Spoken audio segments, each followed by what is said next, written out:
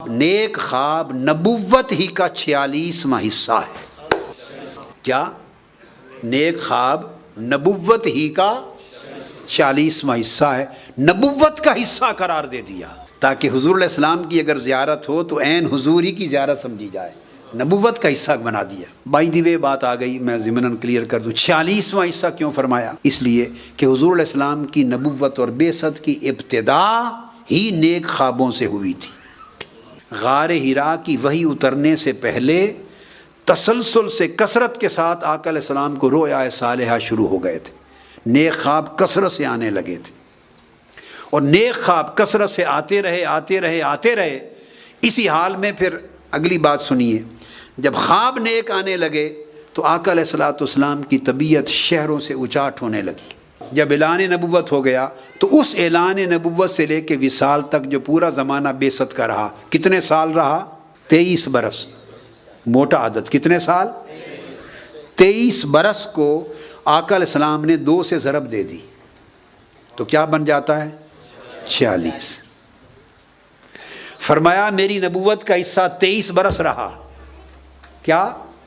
تو 23 برس مجھ پر وحی آتی رہی، مجھ پر 23 برس وحی آتی رہی۔ اب رہ گیا خواب، نیک خواب، اس خواب نیک خواب کا میری وحی کے ساتھ، وحی الہی نبوت کے ساتھ رشتہ کیا ہے؟ اس 23 کو 2 سے ضرب دے دو، یعنی نصف کر دو، تو یہ 46واں حصہ حقیقت میں نصف ہے۔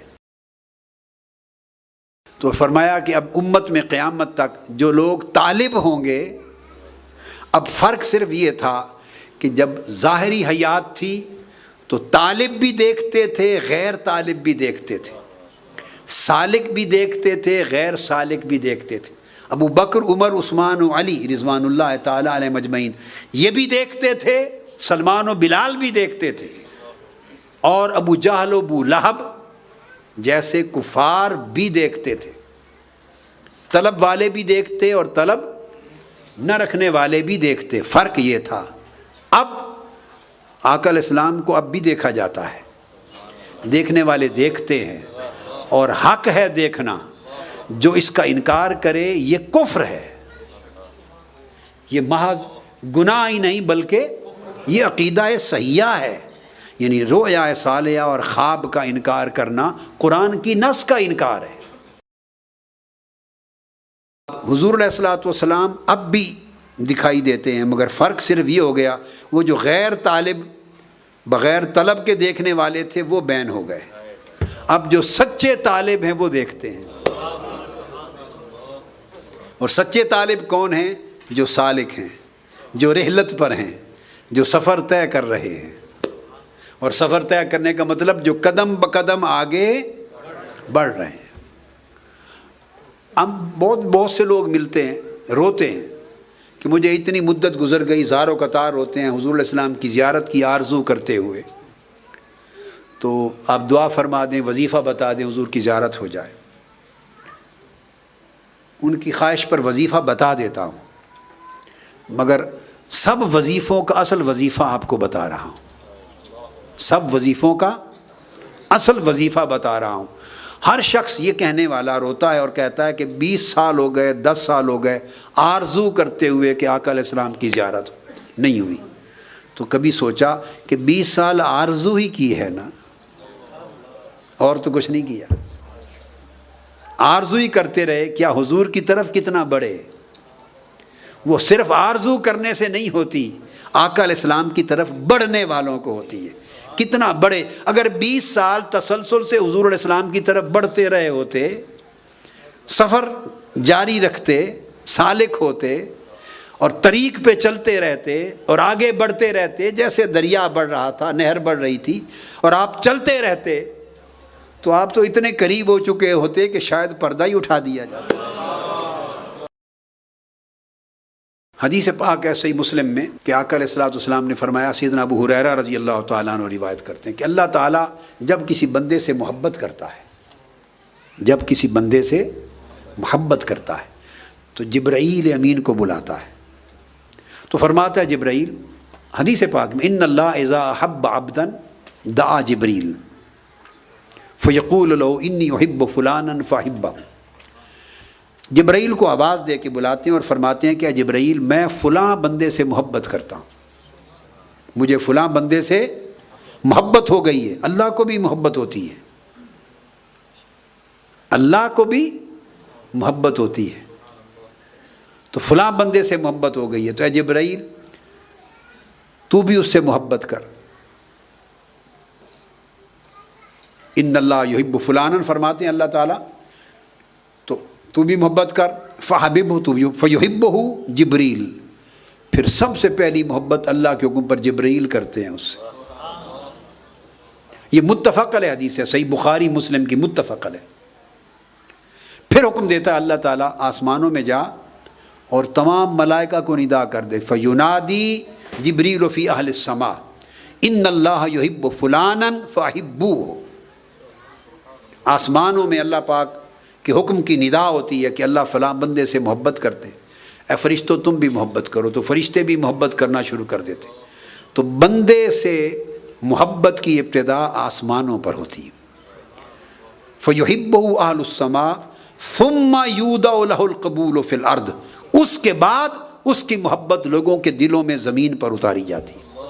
اب یہاں ایک نکتہ یاد رکھ لیں، اور جو بتا رہا ہوں یہ متفق علیہ چیز ہے، یعنی سیدنا داؤد علیہ السلام نے یہی فرمایا، سیدنا موسیٰ علیہ السلام نے یہی فرمایا، سیدنا عیسیٰ علیہ السلام نے یہ فرمایا، آقا علیہ السلام نے یہ فرمایا حدیث میں، اور کل اولیاء اور صالحین اور ائمہ امت نے یہی فرمایا، اس پر کوئی دوسری رائے نہیں ہے۔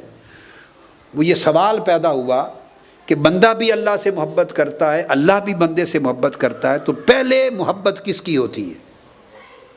ابتدا کس کی محبت سے ہوتی ہے؟ تو یہ چیز متفق علیہ ہے کہ ابتدا اللہ کی محبت کرنے سے ہوتی ہے۔ پہلے اللہ محبت کرتا ہے، اور اللہ جس بندے سے محبت کرتا ہے اسی دل کو اللہ سے محبت کرنے کی توفیق نصیب ہوتی ہے۔ اللہ کا محبت کرنا اس بندے کے لیے اس کی توفیق بن جاتا ہے۔ تو توفیق اللہ کی محبت کے بغیر نصیب نہیں ہوتی، پھر وہ اللہ کی توفیق سے اللہ سے محبت کرتا ہے۔ تو پہلے اللہ محبت کرتا ہے بندے سے، پھر بندہ اللہ سے محبت کرتا ہے۔ تو اللہ پاک اپنے بعض مقرب بندوں کو، اور جن سے وہ محبت کرتا ہے انہیں ان کا دوست کہا جاتا ہے، وہ اللہ کے دوست ہوتے ہیں، اس کو اولیاء اللہ کہا جاتا ہے۔ کیا کہتے ہیں؟ وہ اللہ کے ولی ہیں جن سے وہ محبت کرتا ہے اور جو اللہ سے محبت کرتے۔ اب آقا علیہ الصلوۃ والسلام ہمیشہ دعا فرماتے اور امت کو تلقین کرتے۔ اب جو سند بتا رہا ہوں، دعا میں اللہ رب العزت کی بارگاہ میں عرض کرتے اور امت کو سکھاتے، اللہم انی اسألک حبک وحب من یحبک۔ یہ آقا علیہ السلام کی دعا ہے، اور اس پر کسی کو انکار اور اعتراض اور اختلاف نہیں ہے۔ اللہم انی اسألک محبت حبک وحب من یحبک، پھر آگے وحب عمل من یقربنی الی حبک، آگے پھر اور محبتوں کی دعائیں۔ اے اللہ تعالیٰ میں تجھ سے تیری محبت مانگتا ہوں، کیا؟ وحب من یحبک، اور ہر اس بندے کی محبت مانگتا ہوں جس سے تو محبت کرتا ہے۔ اب یہ بات سمجھ گئے؟ تو لہٰذا اللہ کے بندوں سے محبت کرنا اللہ کی سنت بھی ہے اور اللہ کا حکم بھی ہے، اور آقا علیہ السلام کی سنت بھی ہے۔ اب آپ صدقہ اور خیرات کرتے ہیں، یہ اللہ سے محبت ہو رہی ہے۔ آپ نماز پڑھیں، سجدہ کریں، تلاوت کریں، اللہ سے محبت ہو رہی ہے، یہ اس سے محبت کر رہے ہیں آپ، بشرطے کہ محبوب کا کلام سمجھ کے پڑھیں۔ مال خرچ کریں، غربا یتامہ کو، مساکین کو، مشن کو، دین کو، مال جب دیتے ہیں یہ محبت کر رہے ہیں، صرف ایک نیت کرنی ہے کہ اس کی محبت میں کر رہا ہوں۔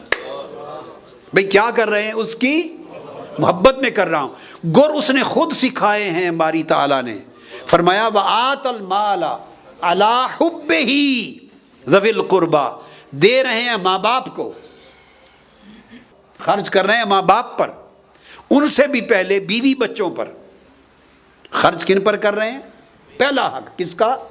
صحابہ نے پوچھا یا رسول اللہ خرچ کرنے میں پہلا حق کس کا ہے؟ فرمایا تمہارے بیوی بچوں کا۔ یہ بھی ہمارے پاکستانیوں میں جو دین کا تصور ہے وہ سارا ہی گڑمڑ ہوتا ہے. بیوی بچوں کو ہم بہت پیچھے لے جاتے ہیں. پہلا حق بیوی بچوں کا ہے، اور سب سے بڑا عظیم صدقہ وہ بیوی بچوں پر خرچ ہے. حد تک عید کے دن جو آپ خرچ ان کو دیں گے پاکٹ منی، وہ بھی عبادت ہے، کیونکہ وہ اقارب میں سب سے پہلے، پھر اس طرح ماں باپ ہیں، پھر آپ کسی طرح بہن بھائی ہیں، پھر خونی رشتے ہیں، الاقرب فالاقرب، صلہ رحمی ہے، پھر پڑوسی ہیں، اللہ ذل قیاس، پھر اللہ کا دین بھی ہے. تو یہ سارے جہاں خرچ کریں، اللہ پاک نے فرمایا بھائی خرچ تو آپ نے اپنے رشتوں پر کرنا ہے. بیوی کو دینا ہے، بچوں کو دینا ہے، اپنے والدین کو دینا ہے، بھائی بہنوں کو دینا ہے، پڑوسیوں کو. خرچ تو لوگوں کو دینا ہے. تو مجھ سے محبت کیسے ہو رہی ہے؟ پیسے بیوی کو دے رہے ہو، محبت اللہ سے ہو رہی. بس یہ اتنا سستا سودا اللہ نے کر دیا، پھر بھی ہم خریدار نہ بنے. اس نے کیا کہا؟ ایک لفظ لگا دیا، وآت المال، اپنا مال دے، خرچ کرے. ذوی القربى والمساکین، سب لسٹ بنا دی، ان کو دے، ان کو دے، ان کو دے، مال خرچ کرے. اور درمیان میں ایک رشتہ جوڑ دیا، کس نیت سے کرے؟ آت المال علی حبہ، بس اللہ کی محبت پر دے. نیت کیا کرے؟ بیوی بچوں کو بھی دے رہا ہو تو اللہ کی محبت میں دے رہا ہوں کہ میرے اللہ نے کہا ہے کہ ان کو خرچ اچھا کھلا دو تو میں خوش ہوتا ہوں. بس عبادت بن گئی. خونی رشتہ داروں سے محبت کریں، ان کی خدمت کریں، ان کی مدد کریں. یہ اللہ کی عبادت بھی ہے، اللہ کی محبت ہے، اللہ کی محبت ہے. آپ کہیں گے صلہ رحمی کہتے ہیں نا، یہ اللہ کی محبت کیسے ہے؟ اللہ پاک نے فرمایا حدیث پاک میں، آقا علیہ السلام نے فرمایا کہ صلہ رحمی جو رحم ہے، اس کو میں نے اپنے رحمان اور رحمت میں سے نکالا ہے. میم رحم، اس صلہ رحمی، جوڑنا خونی رشتوں کو. یہ جو رحم ہے جس کو جوڑنا ہے خونی رشتے کو، اس لفظ کو میں نے اپنی رحمت اور رحمان کے نام سے نکالا ہے اور میرے عرش کے ساتھ معلق ہے. تو جو خونی رشتوں کے ساتھ بھلائی کرے وہ بھی اللہ سے محبت ہے. ہم کتنے لوگ ہیں آپس میں، بہنیں ہیں، بہنوں کی بھائی ہیں، رشتہ دار ہیں، ان کی آپس میں نہیں بنتی. تو سارے جہان میں نیکی کرتے پھریں، وہ اٹھا کے پھینک دی جائے گی. جو پہلی جگہ تھی وہاں نہیں کی تو دور کی نیکی کیا قبول ہوگی؟ بھائی غریب ہے، اس کی مدد نہیں ہے. اگر اعزا اقارب غریب ہیں، ان کی مدد نہیں ہے، تو باہر آپ جا کے چوتھے محلے میں 1000 دیگیں پکا دیں. یہ 11ویں شریف کی دیگ ہے، یہ میلاد شریف کی دیگ ہے. یہ سب اعمال صالحہ ہیں، خیرات ہیں، صدقات ہیں، حسنات ہیں، ان کی برکات ہیں. مگر یہ تو بڑھ چڑھ کے کر رہے ہوں. اور غریب قریب خونی رشتہ دار آپ کے، بہنیں، سگی بہنیں، آپ کو اللہ نے فراوانی دی ہے، اس لیے دیگیں پکاتے ہیں نا، خرچ کرتے ہیں. ادھر یتیم خانے میں دے رہے ہیں، مساجد میں خرچ کر رہے ہیں بڑھ چڑھ کر. اور سگی بہن ہے، سگے بھائی ہیں، والدین ہیں، خونی رشتے ہیں، اعزا اقارب ہیں، ان کو خرچے کی ضرورت ہے، جائز ضروریات، اور وہ محتاج ہیں، ان کی پرواہ نہیں ہے. تو اللہ پاک فرمائے گا پھر میں تمہارے باقی خیرات کی پرواہ نہیں کرتا. اس لیے صحابہ کرام کا، تابعین کا، ائمہ حدیث کا، اولیاء کا عمل تھا. فن حدیث میں کہتے ہیں کہ اس کو اس وقت تک محدث نہیں کہتے تھے جو وہ اپنے سے بڑے سے اور اپنے سے چھوٹے دونوں سے روایت نہ کرے. اب یہ ظرف رہ گیا آج کسی کے پاس؟ محدث نہیں کہتے. امام بخاری، امام مسلم، امام ابو داود، امام ترمذی، اور ان کے اوپر امام عبد الرحمن بن مہدی، امام احمد بن حنبل، امام سفیان بن عیینہ، امام سفیان الثوری، جتنے ائمہ ہو گزرے ہیں سب کا یہ متفق قول ہے. اس کو محدث ہی نہیں کہتے تھے جو یہ ظرف نہ پیدا کر لے کہ وہ اکابر سے بھی لے روایت کرے، سما کرے، اور اپنے سے چھوٹے سے بھی سما کرے، روایت کرے. جس سے سما کرے گا وہ اس کا شیخ کہلائے گا. جو جس کا اتنا ظرف نہ ہو جائے کو اپنے سے چھوٹے، جو مرتبے میں عمر میں چھوٹا ہے، اس کو بھی شیخ بنا لے. اس میں نکتہ یہ ہے، یہ نفس کو مارنا ہے. یعنی اسے محدث کا ٹائٹل نہیں دیا، یعنی حضور علیہ السلام کی حدیث کی شان نے اپنی نسبت اس شخص کے لیے گوارا نہیں کی جس کا ظرف اتنا اعلیٰ نہیں ہے کہ وہ بڑے اور چھوٹے سب سے نہ لے سکے. اس کا مطلب وہ نفس کی میں مبتلا ہے، گرفتار ہے.